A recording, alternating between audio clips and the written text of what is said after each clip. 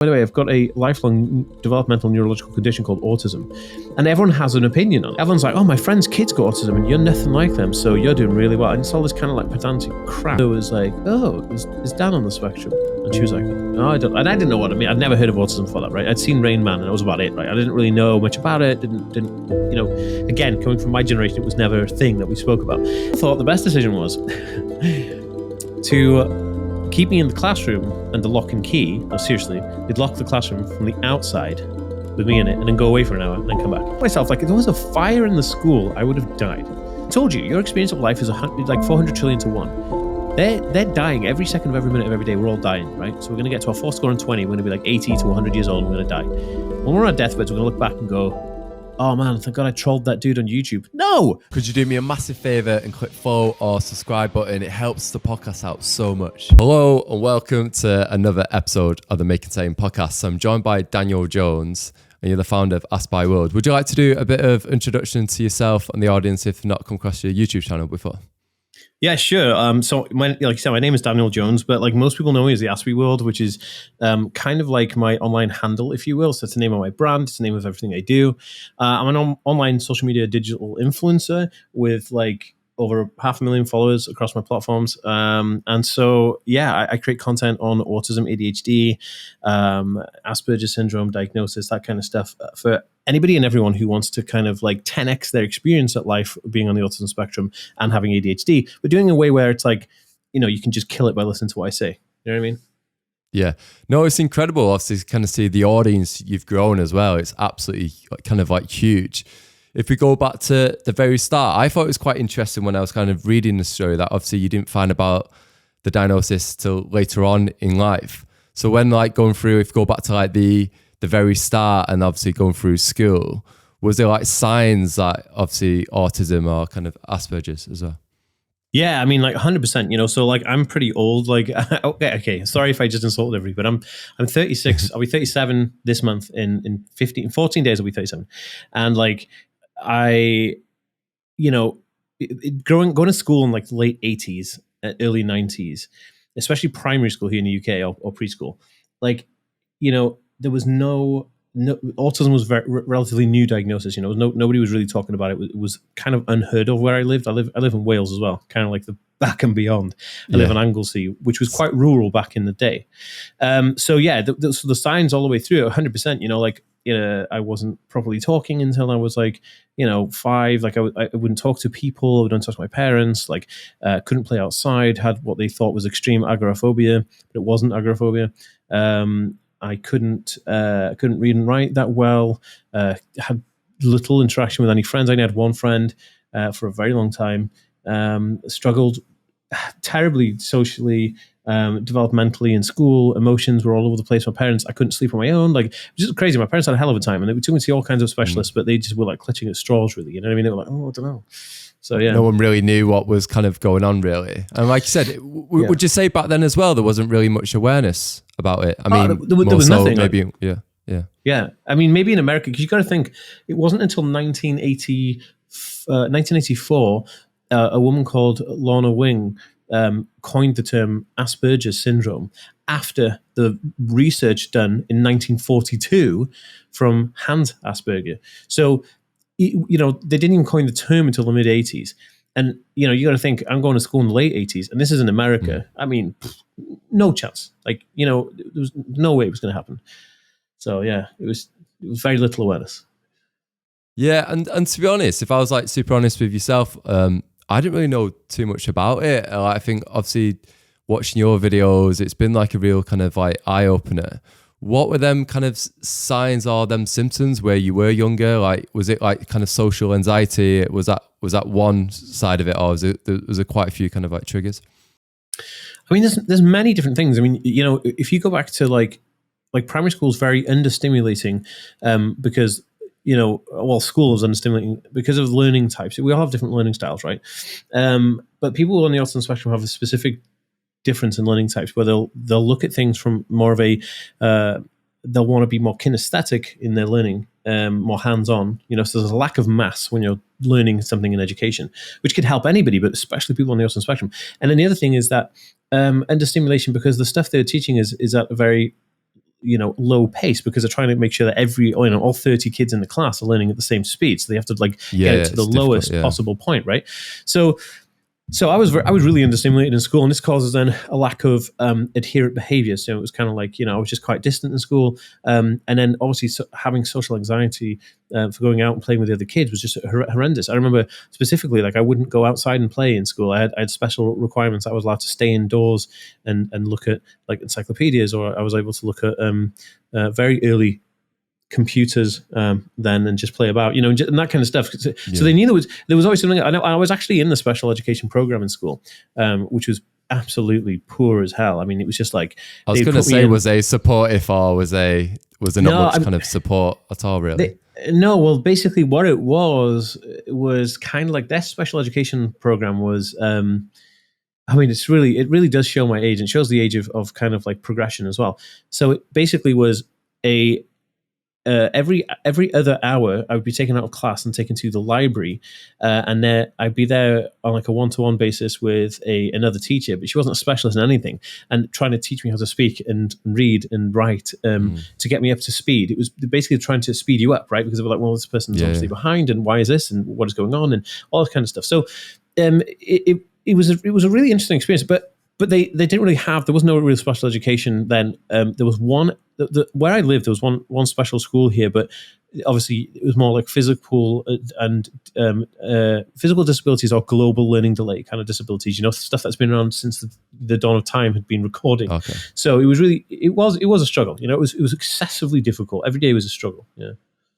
Yeah. I remember like, even like my personal experience going through school, I had struggles a little bit with my kind of learning disabilities, and I think this one thing I just still remember it to today, which sounds like silly, but like you had to have like certain grades to play the violin, and they kind of segregated like the people with the higher grades. And I remember just going through, it was like, I don't know, like they kind of like, I felt singled out in some ways, and I was like, well, you can play the flute, but you can't play the violin. Yeah. Was there any kind of moments where I don't know, it was difficult and obviously like trying to fit in and like you say, and obviously kind of that kind of like feeling and that emotion. Well, there's one experience. I'll tell you one experience. So they couldn't take me swimming. Schools back in the 90s, they'll take the kids out swimming because a lot of the schools didn't have swimming pools in them. They weren't as fancy as they are today. I don't know what it's like where you live, but obviously definitely not where I live. They didn't have any swimming pools in the school. So they'd take us out. Of course, they couldn't take me out because I wouldn't go outside to play in the yard of the school. So how are they going to get me into a bus and take me swimming, right? It wasn't going to happen. So the school thought the best decision was to keep me in the classroom under lock and key. No, seriously, they'd lock the classroom from the outside with me in it and then go away for an hour and then come back. So let me put this, and I wrote about this in my book. I've got a book coming out in September on Hay House Publishing in the UK, which is Hay House is a huge UK publisher. And my book is called Autism for Adults. And it's kind of like a guide for kind of like how I navigate 26 years of being undiagnosed and how I can create a future that really kicks ass, And so, and I talk about a specific instance, and I think to myself, like, if there was a fire in the school, I would have died. And then I think to myself, I could have just gone to the drawer, taken scissors out, like, and going back, I was about 5, 6, maybe 6 years old, 7 years old. And there's like no adults with you, just if you completely... Nobody in the class, just me. So bad, yeah. And they locked me in the classroom. I mean, that's what it was. Back in the day, it was a little bit kind of rough and ready. I mean, like I survived, obviously, but I mean, it didn't really dawn on me until I looked back. At the time, it was relief. This is why I spoke about my book. At the time, I was like, oh, thank God, I'm safe. Nobody's going to open the door because I can't, because the teacher who's got the key is like a few miles away in a swimming pool. Yeah. And then everybody else is not in the classroom. I can just finally relax into this moment, and sit in the beanbags in the school and library and just chill. And it was just so cool. Like it was great, but the school's not even there anymore. They knocked the school down. So, even someone when the book comes out, it's not like incriminating or anything. Yeah.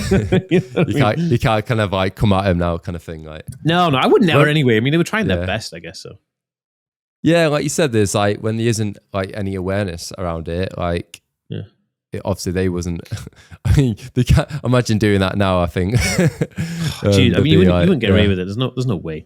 I think, like, I mean, like, you think if someone was trying to do that, like, if you wouldn't even think about it. But if a teacher said, "I'm going to lock a child in a classroom now," I mean, it just I mean, the school would be Crazy, shut that, down. yeah. I mean, like everyone would lose their job. There'd be a whole there'd be a march about it. You know, people would Yeah, be on Daily Mail. Yeah, it'd be everywhere. You know, I would be doing TikToks Prime about skill it. lots kid. Yeah. So exactly. Yeah. So like, I think you can't like nowadays and age it's harder to do things like that because there was no internet back in the day. You know, there was nothing, and so I think it was just something. And again, they didn't know what they were doing. They didn't know how. You know, if you have this kid who's extremely difficult to deal with, like, what do? You know what I mean? Like, difficult time, man.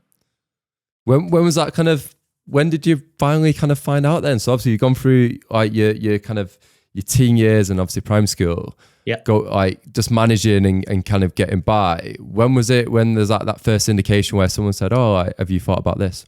Yeah. So because autism is a developmental condition, it kind of like has this.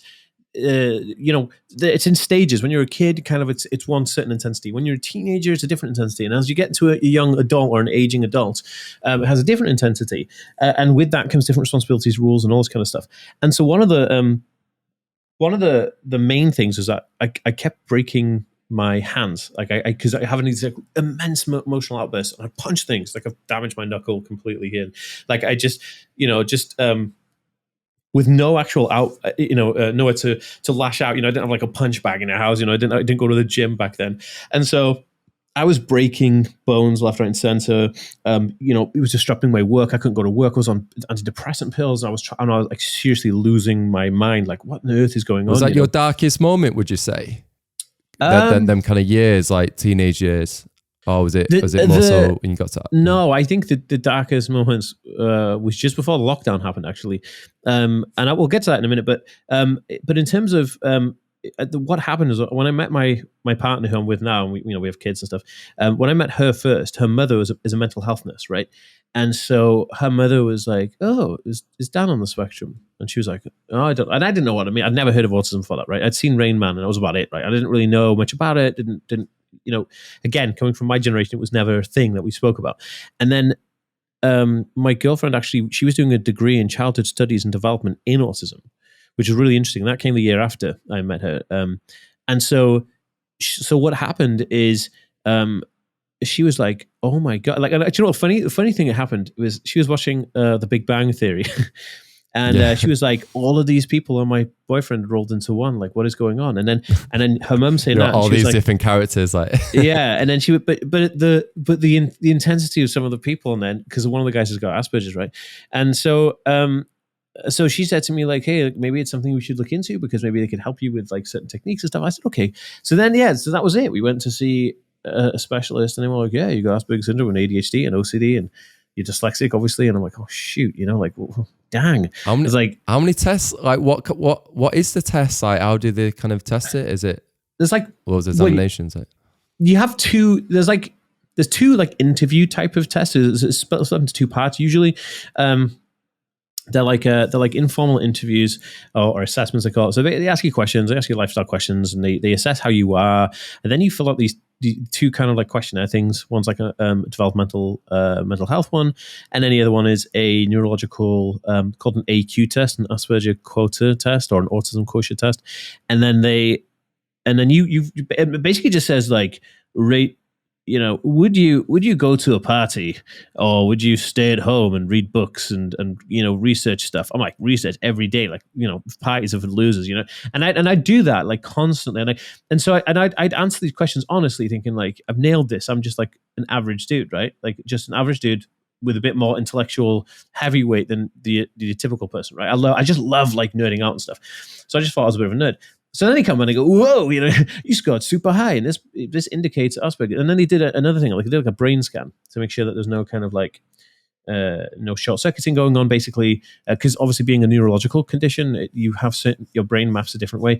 So yeah, so they were the three parts to it, and it was quite intense, because you're being judged by somebody who knows more about you than you, but you're being interrogated. Really, they're looking at you through a microscope and being like, "You tell me the truth," and you're like, So it was scary. It was scary.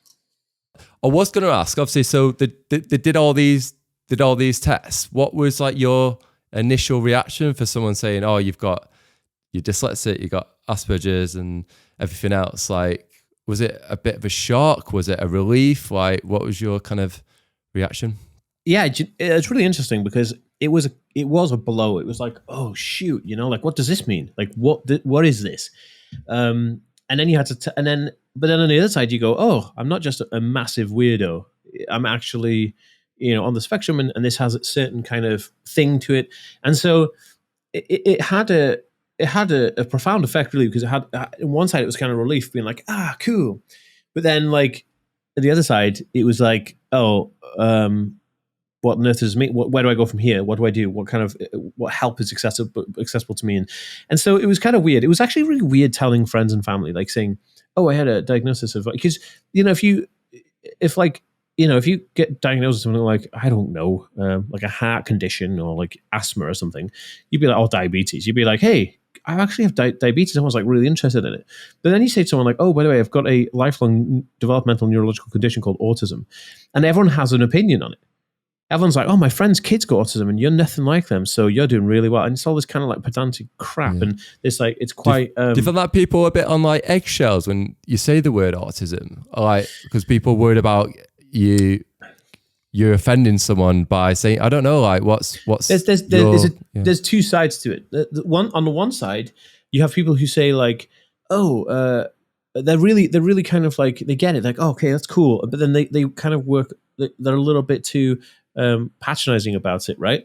And they kind of like, I would say like tiptoe around you, but they kind of like, are you okay? Are you is that? And you're like, well, yeah, I can understand what you're saying. I'm not verbally kind of inept. Like I get what you're saying. And then on the other hand, you get people being like, I don't think so. I'm like, well, it's not for you to decide. You know what I mean? Like, it's honestly, the amount of people they say, oh, you don't look like you're autistic. I'm like, well, what the hell does that mean? Like, what are you talking about? What does it post look like? Yeah. and then they'll see a kid who has like maybe global learning delay and profound learning disabilities and autism, who is nonverbal, right? And they'll think that everybody who's autistic is like that. It's like, well, no, that guy has severe learning disabilities. Autism is a learning disability, which is a neurological condition that impacts people in a certain way. You wouldn't think of Elon Musk acts like that, and he's got autism. He's the same diagnosis as me. You know what I mean? And he's the richest guy in the world. The guy's sending people to Mars, reinvented electric cars. Come on, guys! Like building tunnels under LA. The guy's a beast. Like Chris Peckham, another guy is on the autism spectrum. Kanye West. Like these people are just like your average people, but their brain works differently. So it's kind of like, it's really interesting to see how people react to that. But so I think that's the only kind of like weird thing about telling people, is wondering how they're going to react, because everyone has their own opinion on it. You know what I mean? Yeah, I was going to ask that. Like, was there anyone you could look up to at the time? Was it until afterwards you did all your research that you kind of found these celebrities or people like, oh my, like you say, who've achieved so much that, yeah. 100%. Like when I was diagnosed, I didn't know anything about it, and like this is why I started my channel, because I went on YouTube, because I learned by video, right, and audio. So I went on YouTube, and I was like, oh man, there's nothing on there. There was nothing on there. So I was like, I was the first ever autistic influencer talking about autism online. And I inspired all these other kids. It's crazy. It's amazing. And I see all these people doing these things. I'm like, wow.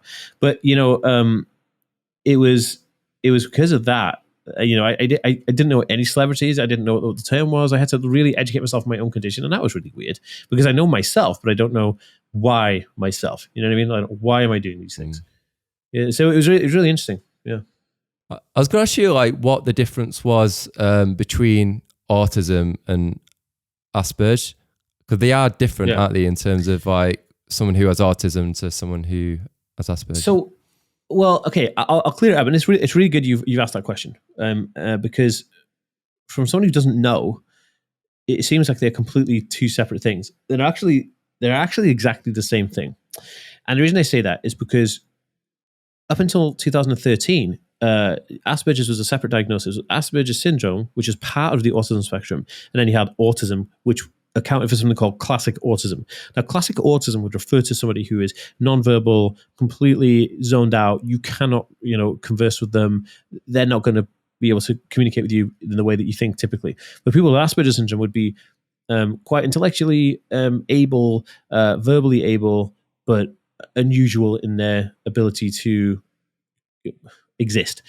But what happens is it like high sorry, is it like high IQ as well, in terms of someone who's typically, yeah. So this is so when you think of autism spectrum, you got people. So if like severe issues are down here and less severe issues up here, Asperger's is kind of here. Then you have ADHD, and then you'll have like I don't know, anxiety disorders. Like if you think of like, the severity of something, and then you have like, more serious concerns, health concerns with autism as you get lower down this kind of this spectrum thing, right? And so they used to call it high functioning and low functioning autism, but that kind of got a bit weird because people will say, well, yes, I may be high functioning in my ability to converse, but I'm low functioning in my ability to actually operate and get a job, or clean the dishes, or cook a meal, or wash my clothes, and all that kind of stuff. So they were like, So they took the term Asperger's away. They took the term classic autism and low functioning, high functioning. They just said, okay, it's all autism spectrum disorder, just ASD, and that's it. So I had a reevaluation of my diagnosis last year, and they changed it from Asperger's to just ASD. So it's just autism spectrum disorder, and that's it. So Asperger's is autism because it is an autism spectrum disorder, but it's kind of like a level of autism. You know what I mean? Yeah, no, thanks for explaining that, because like, yeah, when I was like trying to research, I was like, is it the same thing? Is it like, yeah, so that's, yeah, definitely kind of like cleared it up. How come you went for more tests? Is that just to see, you kind of mentioned, yeah. No, I mean, I'm an entrepreneur now, because like starting YouTube and social media, you have to do everything. Like you have to do all this stuff. And I love online businesses and marketing and sales, and I love this stuff. So, so I was setting up a company called Autism Diagnosis, which was a website where you could have clinical diagnosis virtually, completely legit. And so I had to test it. This is how I got the updated diagnosis. So I tested it. We're still in the process of legal stuff. I mean, it takes forever, but I mean, yeah, that's what I was doing. So yeah, I was setting up a business, and that's why I had the re-diagnosis. Has it been like a bit of like a superpower some way? Now you know what the diagnosis is, in terms of like, are you kind of like very hyper focused at times? Dude, like I could tell you some stuff. Let me give you some examples. I have a degree in chemistry, and I did that because I was bored. And Right. And I love learning stuff like that. You know what I mean? I've written 2 books by speaking to my phone, and this is no word of a lie. My book that I've got coming out in September, I wrote that book in 2 weeks, and I wrote it by running on a treadmill and talking to my iPhone. So I have to do 2 things with it. So because obviously I have ADHD as well, I have to do things. So when I'm learning stuff, I only read I only consume books by listening to audiobooks, and I do this by going for a run and listening to an audiobooks on 2 or 2.5 times the speed you would listen to it normally, because my brain is working so fast. I have to listen to it. So when I'm watching YouTube videos, they're always like 1.5 to 2 times the speed, because I need to digest it quickly. And so, yeah, in a way, it's kind of like it's an advantage in some ways. Like I don't know if it's superpower. People do call it superpower, but I don't know if it's superpower, because I mean, like, I'm like allergic to every kind of like leaf going, but like in terms of like, and I can't like this. I did a post on this, a brilliant post on this. I put a picture of me out on a run, and I said on Instagram, and I said, look, guys, how weird is autism? Okay, I've got a degree in autism. Sorry, I don't. I have a degree in chemistry, yet I can't be in a room with a cut onion or a cut garlic clove, right? So it shows that the difference of how my brain works. You know what I mean? Like, and it's so bizarre. So you'd say, yeah, it's superpower. You could do a degree in chemistry and like you just do it for fun, or you wrote a book in like 2 weeks. It's like, yeah, I can write a book in a week if you wanted to. Like, it's easy peasy. But also, what can't I do? I can't cook onions. I can't cook garlic. I mean, they're the basis of all foods, right? So it's like, oh my God. Have you really struggled with kind of work-life balance? I know you've got a kid now as well. How have you found that? Because my girlfriend though goes mad at me, but like, right, stop talking about the podcast now, because it's always on your mind, and you can't even mention like YouTube channel, a bit like a baby, because you've kind of seen it grow into this huge channel and reach so many people. Yeah. How do you find that balance?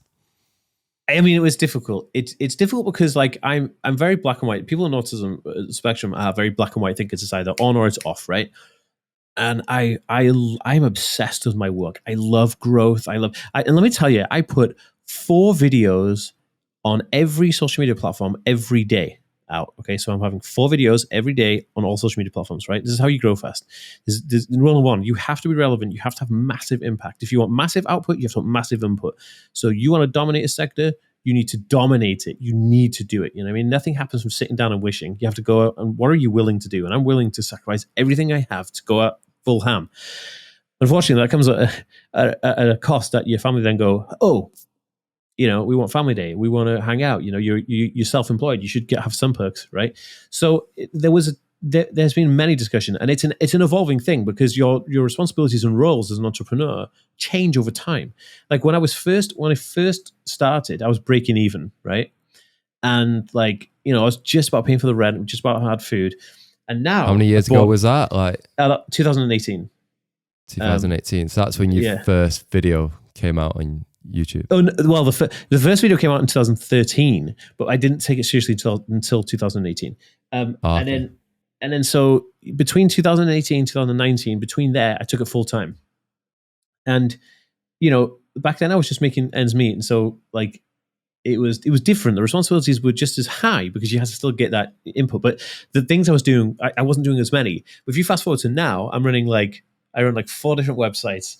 I coach businesses, I coach individuals, I run all the social media. We're putting out about 100 pieces of content a day. And then I have a big house. I bought a big house, so that you pay for this big house. I have a 2-car drive and a gym and in the house, and I drive a Tesla. And so you got all these things that are like mega kind of like pressure. When you look at it, you go, oh my goodness, I have to keep this thing afloat. But then you also have like, I have a kid on the way. I have a partner who cares about me. I have family, my mum and dad and things like that. And then I have friends. And so it's kind of like, how do I balance all this out? And you literally just have to say, okay, I'm going to block the time. I'm going to fill my calendar up, and those people are part of my plan. And you just have to put them in there. You say, okay, I'm going to work, 6 a.m. till 10 a.m. or 6 a.m. till 9 a.m. like I'm doing today. And 6 a.m. till 9 p.m. every Wednesday, Thursday, and Friday. But then the other days, I'm going to do half days, and I'm going to take those half days with my family. So you kind of have to like really think about how you, because those things are part of your plan. Like your business is your life because it's part, like this is my life's work. So it is part of my life. So how am I mapping out my life? I'm not just mapping out work-life balance. I'm mapping out my entire life because my work is my life. You know what I mean? So yeah, if you think about it like that, and it kind of like, you go, oh, okay, cool. But the thing is, I never really stop working. I'm always on my phone, and I have my phone with me, and I try to love it as well. Like, and it's a passion. Like you want to kind of see it succeed. Have you experienced kind of like burnout then? Have you ever experienced it where you have done too much and you've had to take time away? I was telling you, like the darkest time of my life probably was, I'd come back from America after doing like, I actually pioneered the first ever autism and ADHD talk in VidCon, which is like the biggest video convention in the world, right? So in LA, yeah. So so I was there in 2018, and I was hanging out and networking. I was invited over YouTube. So in 2019, I spoke to the owners, Hank Green, and we said, look, we need, it's back then it was 1 in 60 kids. In 2019, 1 in 60 kids had autism in America. Now it's 1 in 33 kids in the US, right? That's crazy, right? And so I said to him, look, 1 in 60 kids coming through your convention are on the spectrum. They got nothing to relate to. We need to put this panel together. So we did. We pioneered it. It was absolutely great. So I come back from America on this huge high, doing all this kind of crazy shit. I'd been to MIT as well, and I graduated from MIT with a disability social media influencing management leadership course, which was just fucking crazy.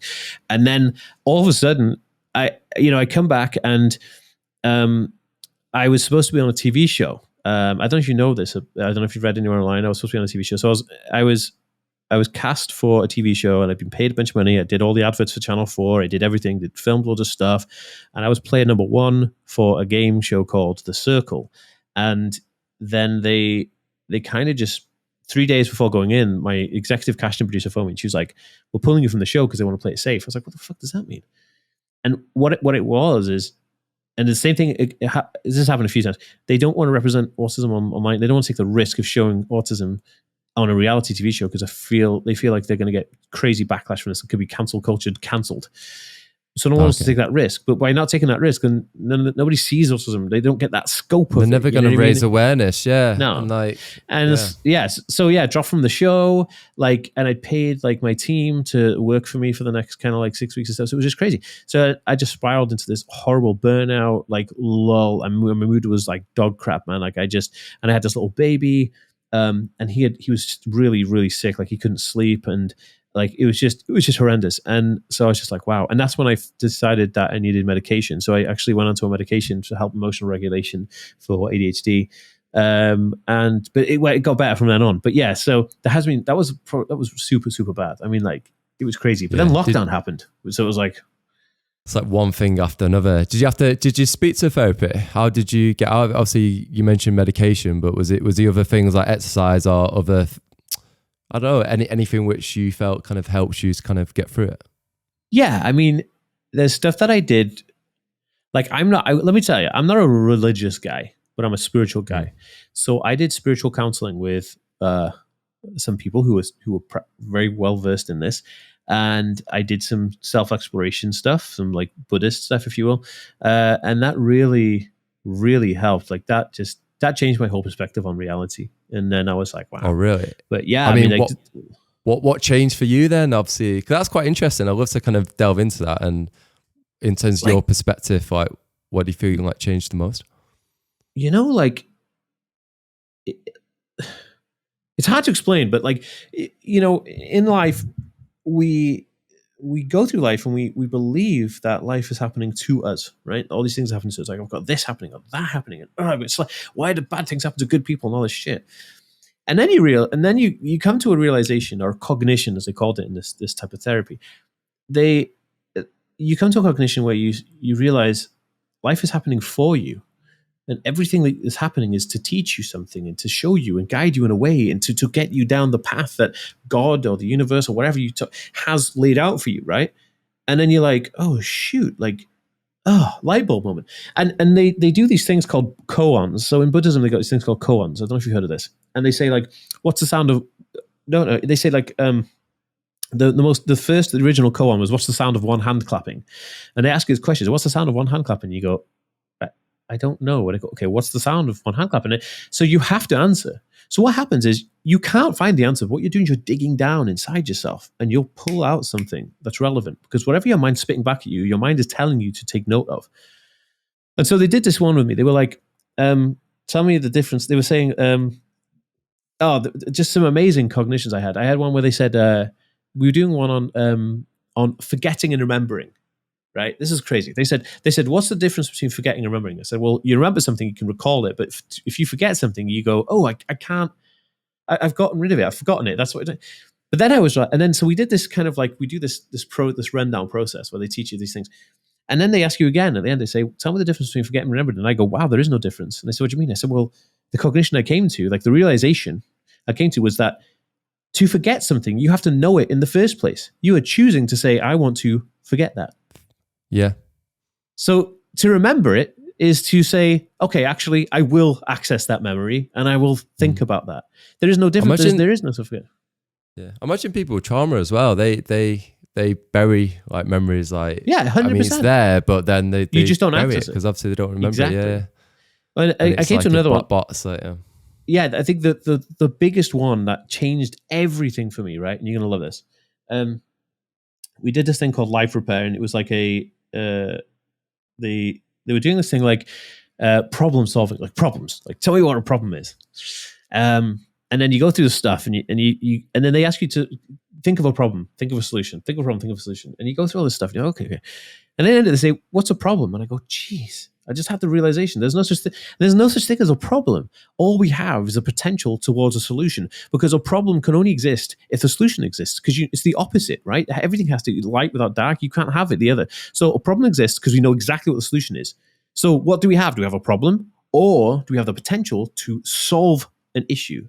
So I was like, "Dang." So now in my life, I don't have problems. I have many potentials towards solutions, and I spend my time solving these solutions. I was going to say, that's probably helped your business quite a lot if your mindset is now completely different. Yeah. Immense, dude. Like, and I feel spiritually more energized. Like, I know who I am. Like, I know, I know the important things in life. Like, it's crazy. It resonates you. It makes you, it just, yeah. I don't know if you've ever had therapy, but like, when you come out with therapy and you're like, oh man, I'm feeling great. It's like that, like all the time, because you're so pumped. You're like, dang, I've cleared all this rubbish. You know what I mean? I've had a little bit, but I'm trying to find another therapist at the minute, because I think, like, I don't know, I'm a bit of an overthinker. There's a lot of stuff on my mind, and I think it'd be good to have that person to kind of offload all this stuff which is playing on my mind. I was going to say, like, I've recently got into, I'm trying to read more and be more kind of productive. Is there any books what you read which have had a significant kind of influence on your life? Oh, dude, do you know, do you know the average person digests less than one book a year? Less than one book a year, right? I digest about, I don't know, I'd say 4 a month. And one of the best books yeah, dude. And like one of the best books I just completed, there's two. One is called Let Go by a guy called Pat Flynn. And these are all business related books, right? But they're business and transforming books. Like it's to do with life. It's to do with entrepreneurs. It's like people in our position changing their life, but beasting their business at the same time. Like it's very interesting. So Let Go by Pat Flynn. And the other one was the 10X Rule by a guy called Grant Cardone. Have you heard of Grant Cardone? I don't think I have, to be honest. Dude, this guy is like unbelievable. Like I have like every book going on marketing, business, sales, like you can think of it. And Grant Cardone's one of the big guys. You know, he's a billionaire. You know, owns a private jet. Like this guy's he's like Tony Robbins, Grant Cardone, that kind of guy. You know what I mean? Yeah, I know Tony Robbins. Yeah, Tony Robbins Tony Robbins, a business guy. There's a documentary called "I'm Not Your Guru" on Netflix by Tony Robbins. Have you seen it? I've not seen that. No. Holy dude! Like I shit you not, that will change your life. Watch it, man. Right. I'll watch it tonight. I'll get it up on YouTube because I'm obsessed with YouTube and I'm always like listening to podcasts. And I'm reading a book recently. It got recommended through a guy on a podcast called Danny, and he's an actor, but he's a mental health advocate. And it was actually I had him on this podcast, but it was on another podcast. He said he got recommended a book. It was called Tuesday with Morris, and it's about a professor and he's dying and his old student reaches back out to him 20 years later. And every Tuesday, the student sits down with his professor who's dying with ALS, so like his nervous system's all going down. And every Gehrig's Tuesday syndrome, they had... What's that, sorry? Is that Lou Gehrig's syndrome? I'm not too sure. Like it just said ALS in the book. It didn't go into... Yeah. Sorry, I'm obsessed with different things. Yeah, go ahead. And every Tuesday they do like a different session. So like one session would be about life, one session would be about death, one session would be about greed, one session would be about like relationships. So I've only just got into it. So and at the minute I'm really enjoying it. So I'm up to the bit where it's broke down kind of the story of what happened, and now it's getting into all these like different life lessons. But yeah, wow. It's fascinating. Yeah, because I'm always like, if you can learn from someone more experienced than you, always been through it all, then why not, kind of thing. There was a book I actually read, because I've read very few books, as in like read a few books. I mean, I've listened to many books. There's a book that I'd read years ago called How to Become a Buddha in 5 Weeks. That is just insanely good. Like, it really is good. I don't know if you've come across the book before, but it's great. It's written from a Buddhist, and they're so funny. Buddhists are so funny people. Like they just like to have a laugh all the time. Like they're the first people to take the piss out themselves. Yeah, they'd love it. They just like to laugh because, but yeah, Buddhists are, people think Buddhists are like really serious people, but they're so funny. Like because they from an outside perspective as well. Yeah, they look like quite serious, like in the outfits. Yeah, because discipline isn't miserable. You know what I mean? Like, to be disciplined is to be happy, man. Because we all have discipline. You know, we don't just go and tank like 6 liters of vodka and just like pass out every night. We have a discipline to realize that that's stupid, right?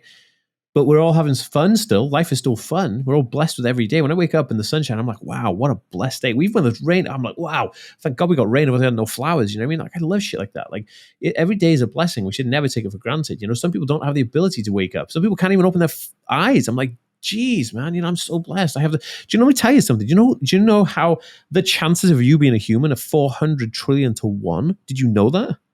You have more chance of not being alive many times over than you are having a human. Your experience right now is a fucking miracle, dude. Like, that's powerful, man. That's powerful. Like, and I'm like, oh shit. Like, imagine I told you to bet your odds on something. You would never bet 400 trillion to 1. Like, you wouldn't. No. I mean, there's stupid odds. Who would do that? You'd be like, dude, I might as well not. Like, save your money. But, you know, and people throw their life away, dude. It's crazy. Look at that. Yeah. You're a miracle. You're a walking miracle. It's amazing. How is it like in your community? Because obviously you're very positive. Obviously you got a very kind of positive mindset from kind of what you've kind of spoke about. Do some people in the community maybe a bit different? Because I've got a food allergy, and some people with allergies feel like they're not as maybe positive as me. They're like, oh, I can't go on holiday, or I can't do this. And I'm like, you can do it. Like, it's just like making sure that you have the confidence to kind of start that dialogue when you eat out in restaurants. How's that in kind of your community? Is it some people maybe don't have the same kind of mindset, or I'm not trying to slander anyone. I just thought it'd be interesting to kind of... It is a mindset thing, right? And I think there's so many autistic individuals who are in a mindset of, oh, you know, everything's shit because like I can't find a girlfriend or a boyfriend or whatever, and like I can't, you know, hold down a typical job. I'm like, good. You know, who wants a fucking typical job anyway? You know, girlfriends just suck your money anyway. So, you know, boyfriends, yeah, they just want cars and you know, like, you know,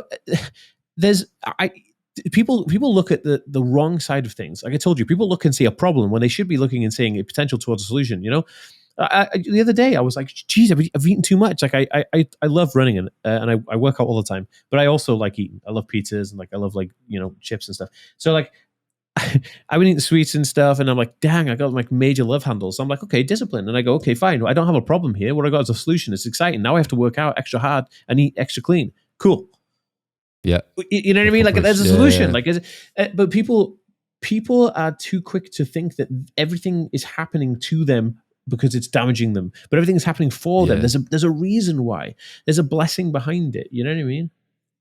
Yeah, because I always think like I don't know. My mindset is like if shit happens, it's happened for a reason, and you kind of, for me, I try and learn from that and kind of take it forward. I really want to kind of touch upon obviously music, because it's, for me, it seems like, has that been a big part of your life when you was younger? Huge, dude. Like, oh my God, like where do you want me to begin, dude? Like I mean, first album, like what was the first kind of like song or musician which had an influence on you? My first like wow with music was I think it was a mixture between Nirvana, The Offspring, and Blink-182. I think when I heard those bands, I was just blown away. Like I was blown, and I started listening to like Nirvana just before Blink-182 were a thing. I was listening to Nirvana, right? And I was like, this is cool. Like this is like grungy, kind of like punk rock. I didn't know what it was. Nirvana blew me away, and then I heard like the American kind of like surf punk kind of, you know, Green Day and Blink-182, and I was like, holy smokes! Like that just, I was just blown away. I was like, wow, these guys, this is fast, it's fun, it's hyperactive, it's ADHD, you know what I mean, in music. And I was like, this is me. I think so. So to me, like, so Nevermind by Nirvana was like a huge eye opener to me. Like that was a crazy good album. And then since then, I think like Blink-182's Enema of the State was crazy good. Like I mean, just unbelievable. But I mean, like I'm like super eclectic. So I'm a multi-musician. So I play a lot of different instruments. I've played in bands like all over the world, like for many years. I mean, when I was 16, I joined an Elvis Presley tribute band, one of the biggest ones in the UK. And I was out every weekend, and I was getting paid 200 quid a night to play bass guitar for Elvis Presley. And it was crazy good. You know, I played the Matthew Street Festival in Liverpool, right, which used to be a really big festival. I played there. It was 12,000 people, and that was live. And that was crazy. And then did you love that?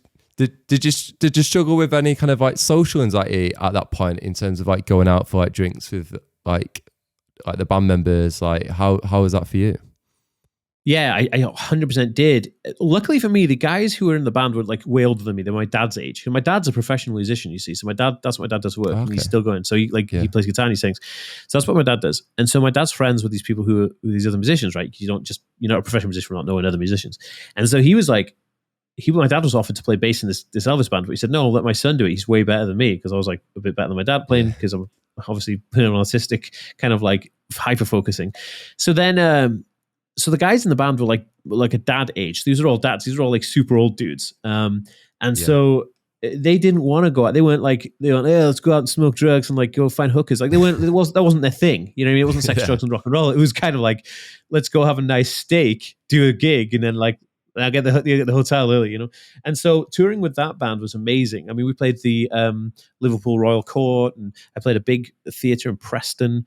I just played crazy venues, you know, like stuff I'd never dream of. And it was great. We sold out every night. It was good. And I never got social anxiety because I was never in the audience. Being on stage is different. The lights in your eyes, and you're just playing, you're in the zone.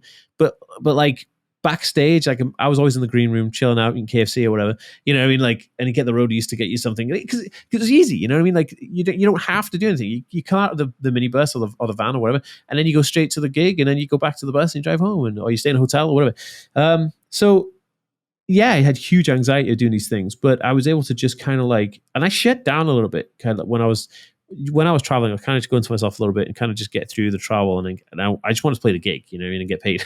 And so, and then that was it, you know, and it was cool. I mean, being on the road is great because most of the time when you're traveling on tour with a band or you're in a bus or a van or whatever, you're awake and everybody else is asleep in the world. Like you're just traveling through the night, so everything's sleepy. You go to a gas station, like truck stops or whatever, you know, to get food, and everyone's asleep. So it was great. Do you struggle sleeping? I do. I terribly do. Like I find it really difficult. Like the last 2 days, last night I had 6 hours sleep, which was pretty good. And then the night before I had 4 hours sleep. But I get up at 6 o'clock every day. I wake in the night intermittently, and then I have to write down ideas because my brain is going like 1,000 miles an hour. I'm always thinking about like things. Like I never stop working. So I'm always working when I'm asleep. What's next? Which is a bizarre thing to talk about, isn't it? How do you switch off? Would you say that's exercise, or is it when you play music? Is it that moment where you can finally kind of have time for yourself and not think about work or business? Yeah, you know, there's 2 times when I don't think about work. Maybe one is oversharing, but intimacy with your partner. I don't think about work when I'm being intimate, which is really interesting because I used to. Yeah, I could never not, you know. But now, I think, you know, now that I'm on medication, I think I can enjoy intimacy with my partner as it should be. But then also, I think playing music is the only other thing that I can do where I switch off. Because so when I'm working out, I'm listening to books, and like today, like I was on the treadmill and I was watching a video and writing down the notes at the same time to do this sales page. So it's kind of like, and it's hard because if you say to me like, "Oh, you should go and relax," like my relaxation is literally like watching a documentary on something or watching an educational video or taking a course. Like I love taking courses. I love learning stuff. Like I have to be learning things. And this is interesting. If I don't learn, this is what happens. This is my mood. And if I stop learning something, crash and burn. Like I have to learn all the time. Like I have to learn. So I have to always learn something. Have you heard of BBC Maestro? Sorry, say it again. Have you heard of BBC Maestro? Where it's like different kind of. So I actually work for BBC Maestro. I do all their kind of the creative and kind of the ads for them kind of thing. But I feel so lucky because I'm constantly like, part of my job is to actually watch the course and then come up with like the ideas around it kind of thing. I was going to say with you, are you very, I say creative then? Do you find people on the autism spectrum like more creative than the average person, would you say? Yeah, I think 100%. Like I think they're not, it's not creative in the way like everyone can make a sculpture and art. I mean, some of them can, you know, some autistic individuals are really good artists and that's great. But I think it's more than that. It's the way of seeing something completely abstract to your typical thinker.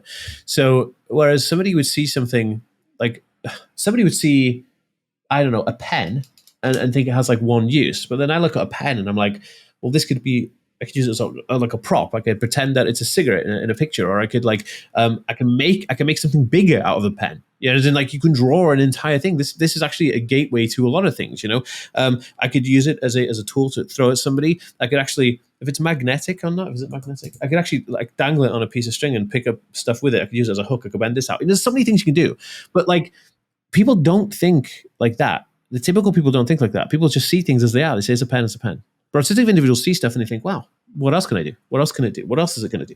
And that's the creativity. That's what I mean. You know, like I find 1,000 ways to do things. Like my girlfriend says all the time, like she says, I'm the only person she's ever met that will use an iPhone to its max capacity.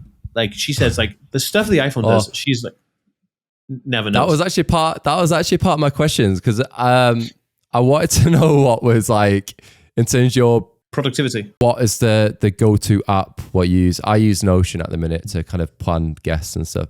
What's your kind of go-to app which has really helped you and maybe helped me as well? I was on Notion. I was a Notion guy, right?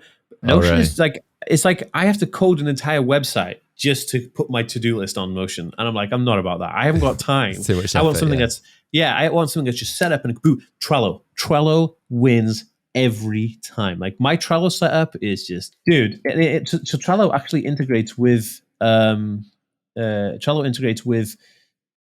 Notion, so you could have Trello cards set up and then move them across the Notion. But the cool thing about it is that like you can save websites off your iPhone as a Trello card.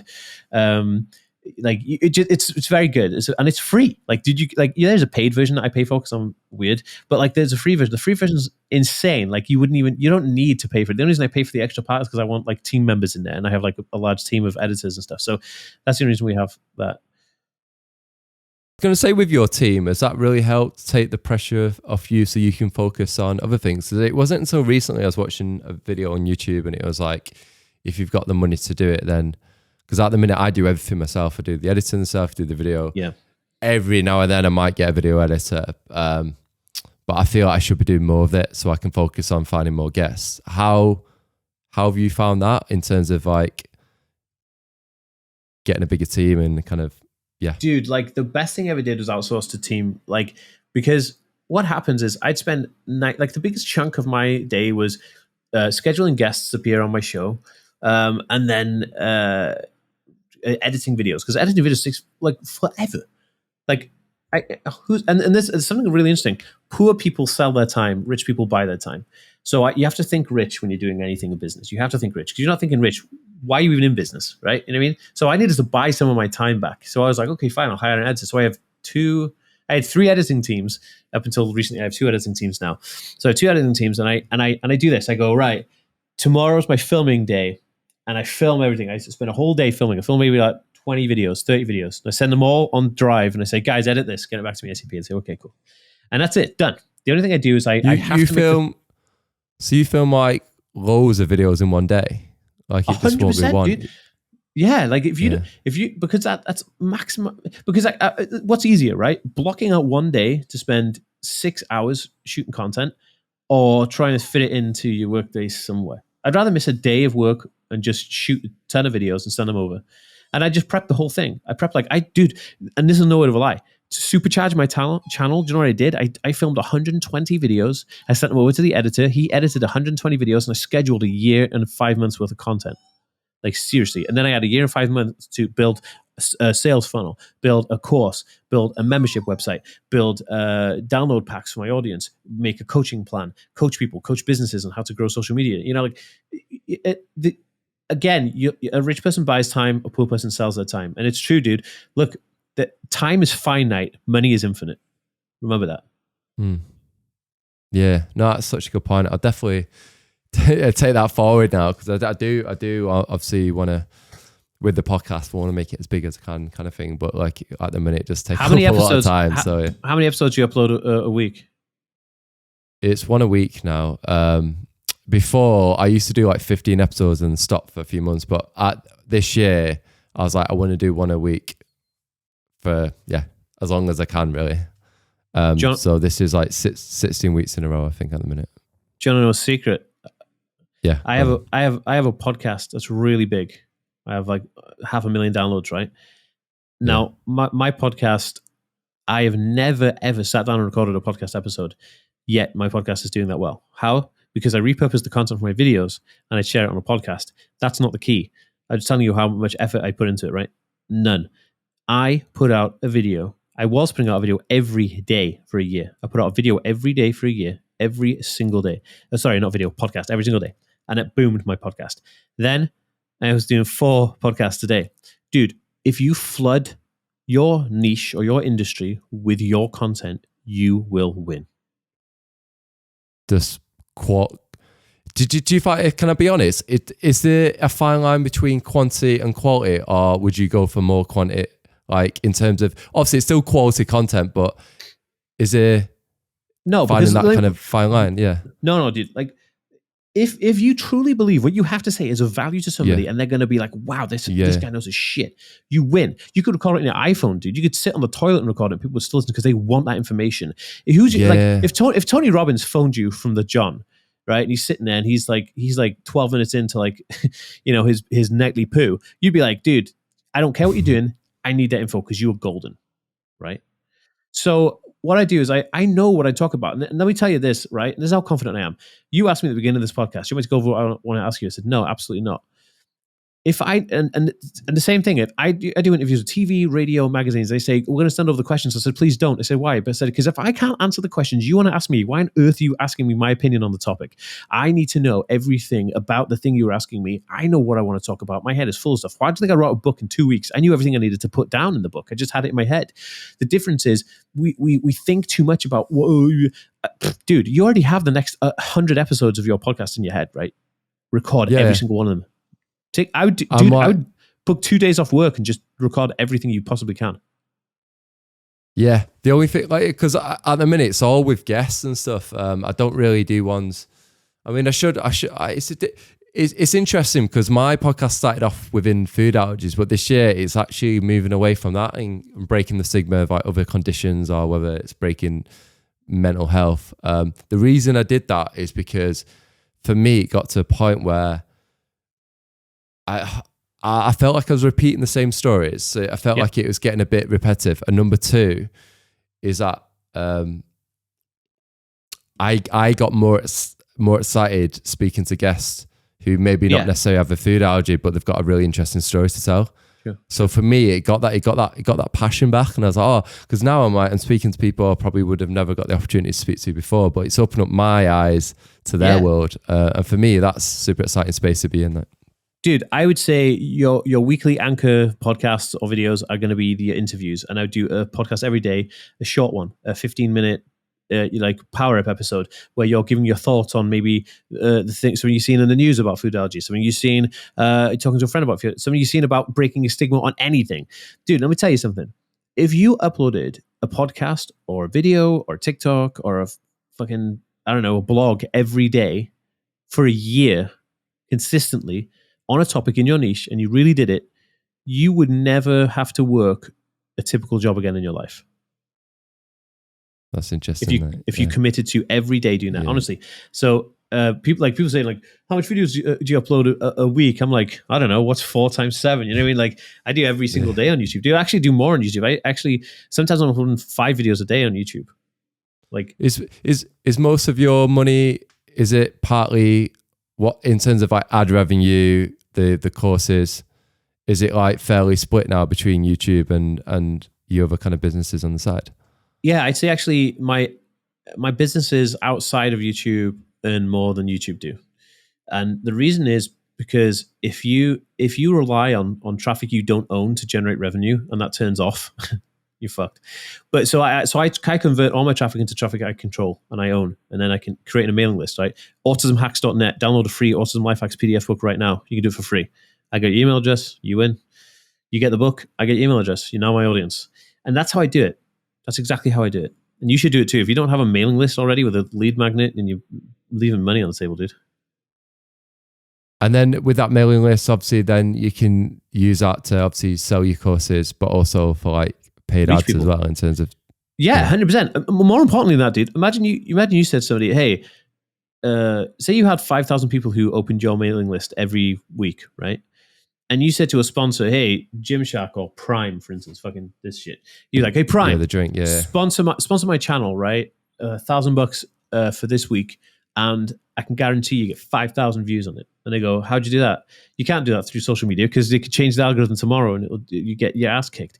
But you could send the video out to 5,000 people on your mailing list and say, check this out. And they go, all right, I watch every week, so why wouldn't I watch this one? Boom. So you win every time. When you own the audience, you win. That's business 101, dude.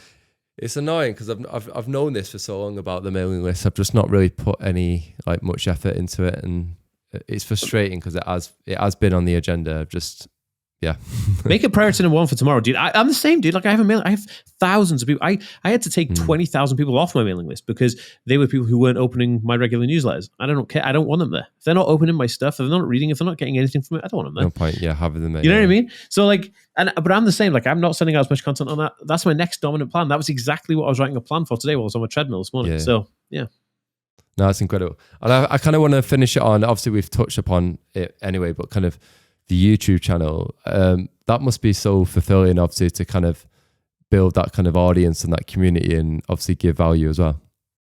It's the most incredible thing I've ever done, I think, because what I have is I have an influx of people on the DMs or like the comments or the emails saying, wow, you saved my life, like shit like that. Like there's no going, like there's nothing bigger. Like I got a buzz off reading that. Or someone's like, dude, I have people say to me that they learn more in 40 minutes of listening to me talk than they have done in 6 years with a therapist. And I'm like, that's because the therapists don't talk my language. They don't talk your language. They don't talk your kids' language. I do. There's the difference. And by having that connection with those people, I just feel so elated. I'm like, I know that I can make a difference in their life for the better. I can improve their conditions and urge them towards an existence that they like and are happy with. The problem with therapists is they try to put like a bandage on everything. That doesn't work. You need actual action. And so the difference between putting stuff out and seeing it benefit people, oh man, like that's gold for me. Like that's what gets me out of bed.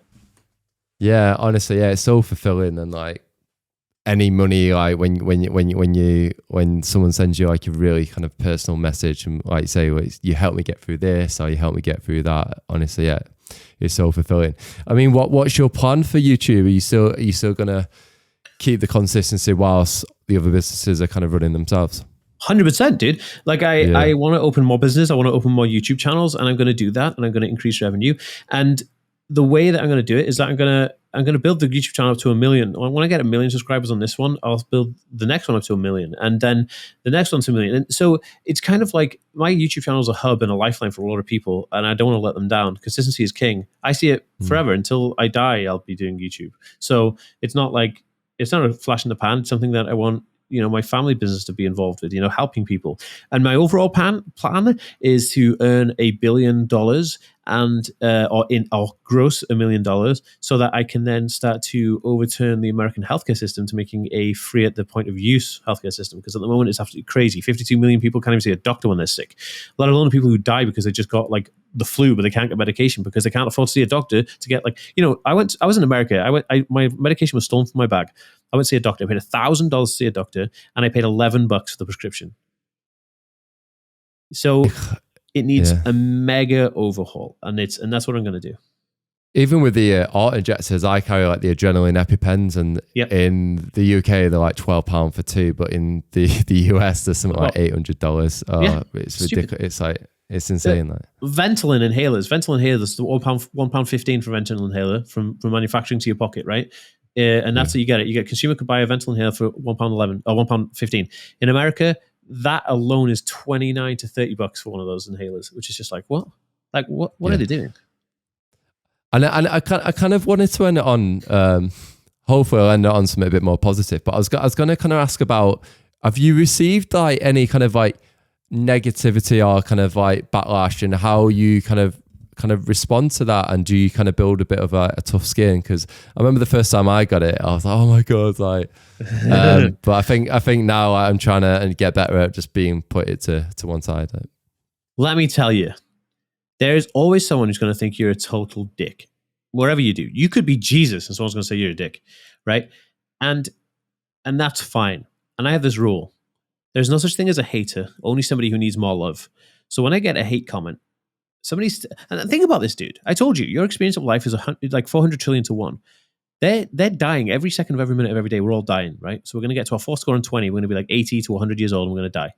When we're on our deathbeds, we're going to look back and go, oh man, thank God I trolled that dude on YouTube. No, they're going to go, oh man, I wish I'd have spent more time with my family and the people I love than I did on the internet talking shit, which proves to me that there is something amiss. They're reaching out for help. If someone's going out of their day to call you a douchebag, like, they need some help. So this is what I respond to. I say, hey, I am so sorry that whatever you're going through is causing you so much harm. I am here. I love you, and I will definitely help you. All you do is reach out. 9 times out of 10, they'll come back and say, dude, sorry, I was having a shit day.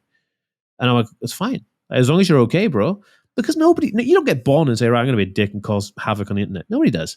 You have a bad day and you go and start chatting shit, or your wife left you, or like you just been fired from your job. So I love it. The more the merrier. Come and troll me, because I know that you need love. Deep down, there's something seriously wrong. If you're spending your precious time on earth talking shit on the internet, there's something seriously deeply an issue here. So it gives an opportunity to help someone. Kill with kindness. It's always the best way. way. Anyway, let's end it on that. Honestly, it's been incredible, Dan, to have you on the podcast and kind of, hear about your experiences, your upbringing, and kind of everything you've been through. But also, I'm always fascinated about the business side of things, of like how you got started and how obviously creating content if anyone wants to kind of follow your journey on kind of your YouTube, on your website, would you like to share that on the podcast? Sure. So my website is theaspieworld.com. So it's TheAspie world.com. Or you can just get me on any and all, and I mean all, even Lemon 8 and Clapper, yes, social media channels you've never heard of. You can just search for at the Aspie World. So at TheAspieWorld. And you find me on all those. And listen, my DMs, my emails are always open. Email me, theaspieworld@gmail.com. If you got something to say, I never ever ignore anybody. Like, people are just too far like prima donnas when it comes to YouTube. They're like, oh yeah, my team will reach out in the DM. No, I do. Dan reaches out, man. Ask me anything you want. Yeah, that personal message. Anyway, honestly, it's been an absolute pleasure. I've really enjoyed the podcast. And yeah, thanks again so much. Been my pleasure.